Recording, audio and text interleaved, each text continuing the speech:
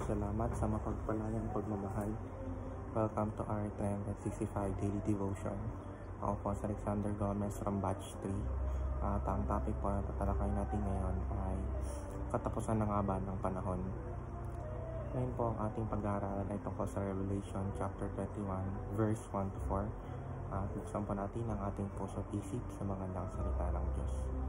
Sinasabi dito na, "Then I saw a new heaven and a new earth, for the first heaven and first earth had passed away, and there was no longer any sea.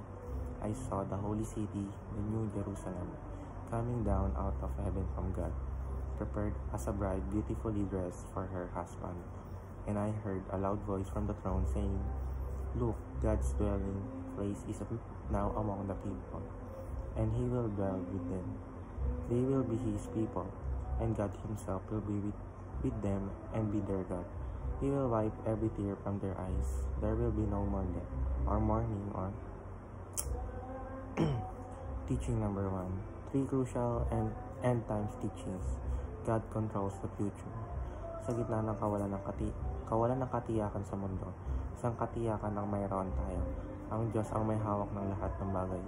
Hindi siya nagugulat o nabibigla sa mga pangyayari. Ang kanyang plano ay tiyak at lahat ng nangyayari ay ayon sa kanyang kalooban. Kaya't bilang mga mananampalataya, hindi natin kailangang matakot sa kinabukasan, sapagkat ang ating buhay ay nasa ilalim ng kanyang soberanong pamamahala. Teaching number 2. Jesus will return in glory. Isang mahalagang doktrina ng Kristyanismo ang muling pagbabalik ni Kristo. Hindi niya tayo iniwan ng walang pag-asa. Sa tamang panahon, babalik siya bilang hari ng mga hari upang hatulan ng mundo at ipanambalik ang lahat ng bagay ayon sa kanyang plano. Teaching number 3. Creation will be restored. Dahil sa kasalanan, ang mundo ay napuno ng sakit, paghihirap at kamatayan. Ngunit sa wakas ng panahon, ibabalik ng Diyos ang lahat sa orihinal nitong kaluwalhatian. Magkakaroon ng bagong langit at bagong lupa, kung saan wala ng sakit, pagdurusa at kasalanan. Application number 1. Fear not, but trust God for the future. Dahil alam natin na ang Diyos ang may hawak ng lahat ng bagay, wala tayong dahilan upang mabahala. Bagkus tayo ay dapat magtiwala sa Kanya sa lahat ng aspeto ng ating buhay. Application number 2. Live with eschatological purpose. Ang kaalaman na babalik si Kristo ay dapat magtulak sa atin na mamuhay ng may kabuluhan. Hindi natin dapat aksahin ang ating oras sa mga bagay na walang saysay. Sa halip, dapat tayo maglingkod sa Diyos, palaganapin ang Kanyang salita at mamuhay ng ayon sa Kanyang kalooban.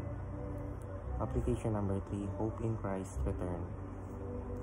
Sa mundo ng puno ng pagdurusa, may isang katiyakan, hindi ito ang ating huling hantungan. Darating ang araw na babalik si Kristo upang itama ang lahat ng mali. Ito ang ating pag-asa at ito ang dapat magbigay sa atin ng lakas upang patuloy na magpakatatag, maglingkod at maging tapat hanggang sa kanyang pagbabalik. Yun lamang po ang aking devotions. Maraming salamat.